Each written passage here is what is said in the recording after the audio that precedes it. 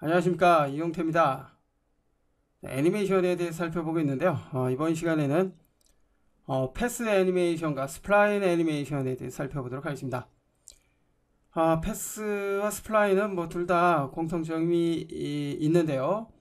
패스 애니메이션은 이제 오브젝트 자체의 위치를 이동을 해 가면서 생겨나는 그 경로죠. 그 애니메이션 경로에서 오브젝트의 회전에 대한 설정 해줄 수 있고요. 그리고 스플라인을 통해서 애니메이션 경로를 직접 만든 다음에 특정 오브젝트가 그 만들어진 스플라인을 따라서 움직이는 그런 애니메이션을 만들 때 사용이 됩니다. 비슷하지만 약간의 차이가 있는 두 방법에 대해서 살펴보도록 하겠습니다. 자, 먼저 큐브를 하나 만들어 보죠. 큐브를 하나 만들어서 애니메이션을 만들어 보도록 하겠습니다. 탑뷰에서 만들어 보죠. 뷰 2번, 단축키는 F2번입니다. 탑뷰로 이동을 해준 다음에 조금 축소를 해줍니다. 자, 시간을 이동을 해주고요. 시간을 0프레임부터 시작을 합니다. 자, 그리고 이동 툴에서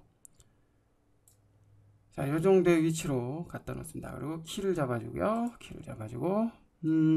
자, 여기서 오토 키 프레임을 사용을 하면 자동으로 만들어 줄 수가 있는데요. 오토 키 프레임은 실제 뭐 많이 사용하지 않습니다. 이 작업 중간중간마다 키 프레임 만들어지기 때문에 자칫 잘못해서 원치 않은 곳에 키 프레임이 만들어 줄 수 있기 때문이죠. 뭐 그렇지만 사용하는 방법 정도는 알아둬야 되겠죠. 이번에는 오토 키 프레임 한번 사용을 합니다. 오토 키 프레임.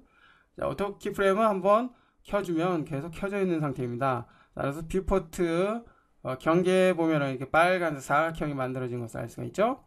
자, 지금 켜진 상태라고 볼 수 있습니다. 네, 시간을 이동을 해줍니다. 시간을 한 30프레임 이동을 해주고 자, 위치 이 정도의 위치 잡아줍니다. 자, 자동으로 키프레임 만들어죠. 자, 60프레임을 갖다 놓고 자, 이 정도의 위치 갖다 놓고 역시 자동으로 키프레임 만들었습니다. 자, 90프레임으로 가서 다시 자, 이 정도의 위치로 갖다 놓으면 이렇게 움직이는 시간이 이동이 된 그 시간에 키프레임이 없는 상태에서 혹은 뭐 있는 상태에서 상관이 없죠.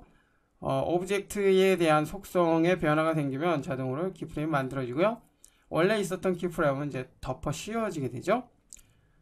자, 이처럼 뭐 때에 따라서는 오토 키프레임이 아주 간편하게 사용이 될 수도 있지만 자, 복잡한 작업에서는 지금의 오토 키프레임이 오히려 불편할 수도 있기 때문에 뭐 가급적 사용하지 않는 것이 좋겠죠. 자, 이제 오토 키프레임은 꺼줍니다. 자, 애니메이션이 이제 만들어진 상태이고요. 다시 퍼스펙티브 뷰로 전환을 해줍니다. 됐죠? 자, 확인해 보면 자, 이와 같이 애니메이션이 만들어지는 것을 알 수가 있습니다.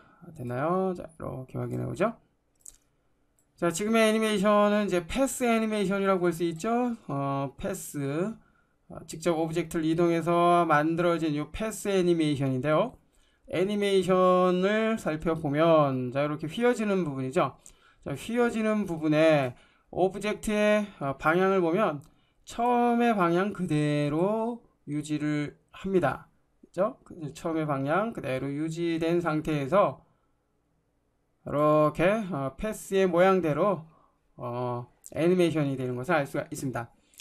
자, 여기서 가령 자, 이렇게 휘어지는 그 방향대로 지금 오브젝트의 방향도 같이 이렇게 회전이 된다면 회전이 되게 하고자 한다면 자, 이럴 때 이제 패스 기능을 사용을 해줘야 됩니다. 자, 해당 오브젝트에서 우측 마우스 버튼 눌러보면 단축 메뉴가 나타나죠. 이제 퀵 메뉴가 나타납니다. 자, 퀵 메뉴가 나타나고요. 자, 그 다음에 여기서 시네마 4D 태그 쪽을 가보면 자, 시네마 4D 뭐 일종의 뭐 효과라고 볼 수가 있죠. 이 부분은 많이 사용이 되는 그런 기능들이 이렇게 있는데요. 자, 위쪽으로 가보면은 이제 Align to Pass라는 게 있습니다. Align to Pass. 자, 그리고 아래쪽에 보면 이제 Align to Spline이가 있는데요. 자, 패스는 지금의 오브젝트 자체의 위치를 이동을 하면서 만든 이 경로를 패스라고 말하고요.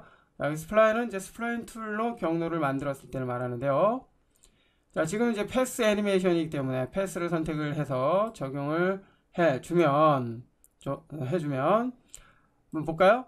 자, 회전 곡선 부분에서 자, 이렇게 회전이 이루어지는 것을 알 수가 있습니다. 그죠? 자, 지금 이제 얼라인 투 패스가 선택이 됐을 때, 적용이 됐을 때, 자, 표현이 되는, 자, 그런 방식인데요. 자, 여기서 이제, 락 어헤드의 값을 이제 0프레임으로 바꿔봅니다. 자, 그러면, 처음에는, 자, 0프레임 지점에, 그죠? 자, 0프레임 지점에서의, 최소값이 1프레임이네요.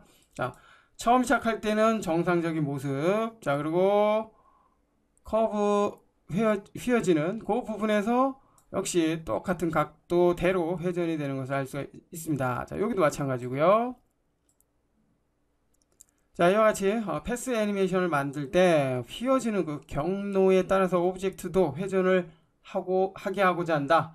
자, 그러면 지금 이제 얼라인 투 패스를 통해서 그 각도를 설정을 해줄 수가 있습니다.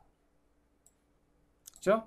자, 가령 뭐 60프레임으로 해준다면 자, 처음부터 이게 너무 많이 휘어진 상태에서 변화가 생기기 때문에 자, 수치에 대한 개념, 수치에 대한 설정도 정확하게 해준 다음에 설정을 해줘야 된다는 거 기억해 주시고요.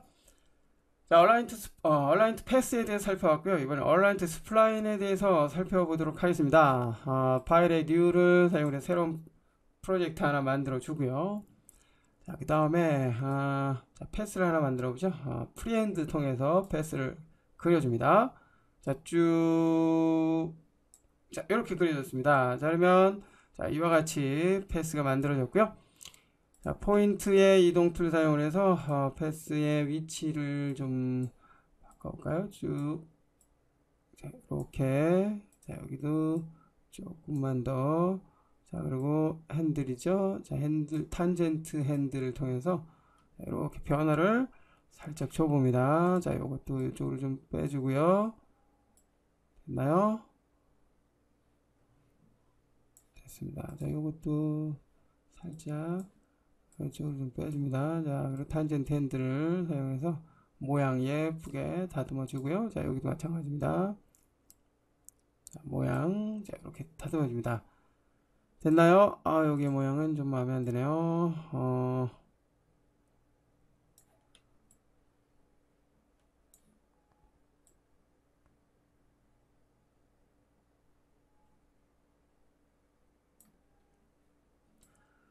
자, 여하튼 이제 모양은 뭐 제대로 뭐 이렇게 마음에 들진 않지만 자, 이런 식의 패스를 하나 만들었다고 가정을 하고요. 자, 이 패스를 따라서 이제 저 오브젝트가 움직이는 움직이는 그 작업을 해보도록 하겠습니다. 자, 지금 오브젝트 하나 만들어 줘야 되겠죠? 자, 오브젝트는 이번에는 자, 실린더 하나 만들어 주고요. 자, 실린더를 Y축이 아니라 X축으로 좀 눕혀줍니다. 자, 이축은 자, 이축으로 할까요? X축으로 할까요? Z축으로 해볼까요? 자, Z축으로 됐고요. 그 다음에 두께 조금 그 다음에 좀 이 정도로 자, 이 정도로 좀 짧게 해봅니다. 좀 확대를 해보죠. 마우스 휠 자, 됐습니다. 자, 그 다음에 자, 콘을 하나 만들어 주고요. 자, 콘도 이쪽이 아니라 마이너스 Z축으로 해주고요. 자, 크기 너무 크죠? 자, 크기 자, 이렇게 해서 앞으로 싹 해서 화살표를 하나 만들어 주죠. 자, 두 개 선택을 해주고요. 그 다음에 우측 마우스 버튼 됐나요? 자, 그 다음에 이제 커런트 오브젝트 딜리트 삭제가 됐죠?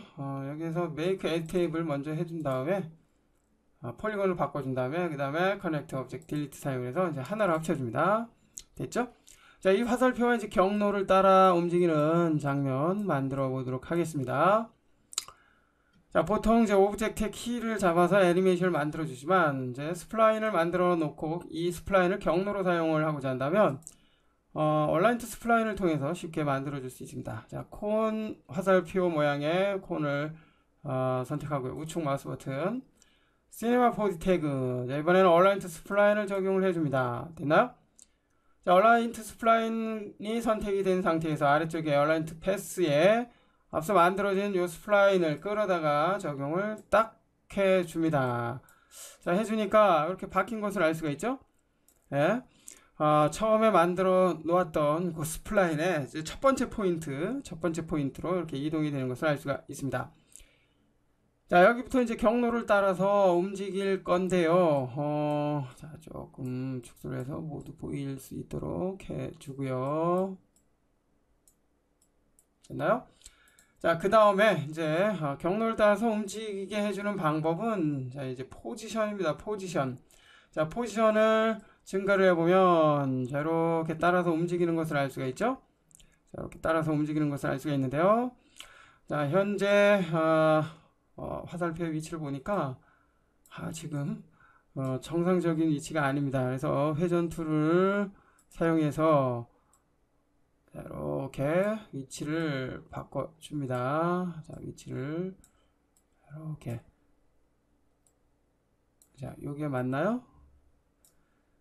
됐고요. 다시 얼라인트 스플라인 선택을 해주고 포지션을 설정을 해주면 자, 요 방향으로 이제 따라가는 것을 알 수가 있습니다. 됐나요? 됐죠? 자, 이 상태에서 이제 애니메이션을 만들어 봅니다. 시작 애니메이션 시작점에서 포지션 0%, 그 다음에 왼쪽에 있는 원을 컨트롤 키 누른 상태에서 클릭. 여기 포지션에 대한 키프레임 만들어졌고요. 자, 이제 90프레임으로 이동을 해주고요. 역시 자, 포지션의 값을 100%로 해서 마지막 포인트로 이동을 해줍니다. 자, 그 다음에 역시 컨트롤 키 누른 상태에서 클릭 키프레임 만들어줍니다. 이제 플레이를 해보면 자, 이제 스플라인을 따라서 움직이는 것을 알 수가 있는데요. 자, 스플라인을 따라서 움직이는데 속도가 약간의 좀 차이가 있습니다. 자, 속도는 지금 시간은 0에서 90프레임까지 사용이 되는데 이 포인트의 간격이 서로 다르죠. 그죠? 포인트가 짧다는 것은 느려지고요. 포인트가 길다는 것은 멀다는 것은 느려집니다. 그만큼. 자, 그래서 포인트의 간격도 일정하게 만들어주는 것이 좋습니다. 일정한 속도를 위해서 말이죠. 됐습니다. 뭐 여기에서는 특별한 의미는 없고요. 자, 여기에서 또 이제 한번 볼까요? 자, 경로를 따라서 움직일 때 화살표의 방향이 항상 처음에 시작했던 그 방향 그대로입니다. 자, 아까 얼라인트 패스처럼 설정이 필요한데요. 자, 여기에서는 이제 탄젠셜을 이제 체크를 해주면 자, 이렇게 스플라인의 모양에 따라서 이제 방향도 바뀌게 되는데요. 처음에 방향이 좀 그죠? 이게 아니죠? 방향을 바꿔주는데 이 상태에서 지금 방향이 안 바뀌어지는 것을 알 수가 있습니다. 자, 여기서 Enable Axis 해주고요. 자, 이 상태에서 방향을 바꿔줍니다. 자, 이제 키프레임이 모두 만들어진 상태이기 때문에 방향이 제대로 안 바뀌어지는 것이었죠. 자, 이때는 자, 여기 지금 엑시스 축에 대한 개념으로 바꿔주면은 방향은 이렇게 바꿔줄 수 있습니다. 참고를 해 주시고요. 됐습니다. 이제 방향이 바뀌었다면 다시 이제 해제를 해주고요. 자, 플레이를 합니다. 자, 그러면 이제 방향 또한 이렇게 바뀐 것을 알 수가 있습니다. 자, 지금 방향이 좀 마음에 들지는 않습니다. 그죠? 처음에 그냥 애니메이션을 만들기 전에 미리 이제 탄젠셜을 체크를 해준 다음에 설정을 해주는 것이 오히려 더 바람직한 그런 방법이었죠. 자, 그냥 뭐 애니메이션의 우측 마우스 버튼 애니메이션, 그 다음에 딜리트 트랙을 선택해서 모든 애니메이션을 없애주고요. 0으로 이동을 해준 다음에 자, 여기에서 방향을 미리 조정을 해 놓고, 그 다음에 이제 애니메이션을 만들어 주라는 것이죠.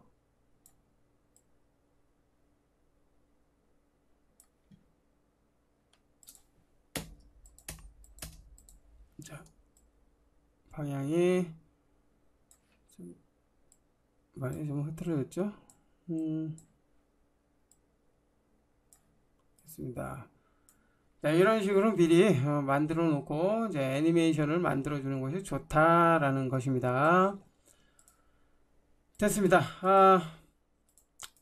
자, 이번 시간에는 오브젝트의 위치를 이동을 해서 만들어진 그 애니메이션 경로인 그 패스의 방향에 따라서 애니메이션이 되는 오브젝트의 방향도 자동으로 바뀌는 얼라인 투 패스와 그 다음에 패스의 그 경로, 스플라인의 경로에 따라서 자동으로 회전이 되는 얼라인 투 스플라인에 대해서 살펴봤습니다.